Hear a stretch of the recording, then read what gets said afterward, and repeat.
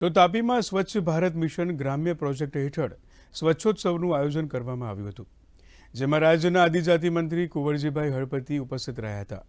આ કાર્યક્રમનો મુખ્ય હેતુ સ્વચ્છતા અભિયાનને વેગ આપવાનો હતો, જેના ભાગરૂપે સોનગઢ તાલુકાના 21 ગામના સરપંચોને 15મા નાણાં પંચ હેઠળ ઘન કચરાના નિકાલ માટે અદ્યતન વાહનોનું વિતરણ અને લોકાર્પણ કરવામાં આવ્યું હતું.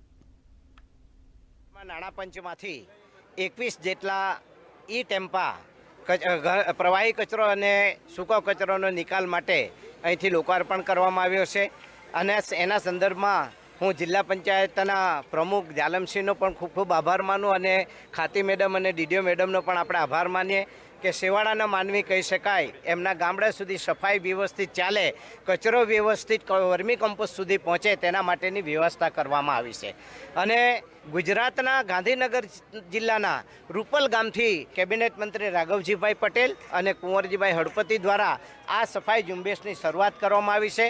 અને આજે તાપી જિલ્લામાં અમે સફાઈ ઝુંબેશની શરૂઆત કરવામાં આવી હતી.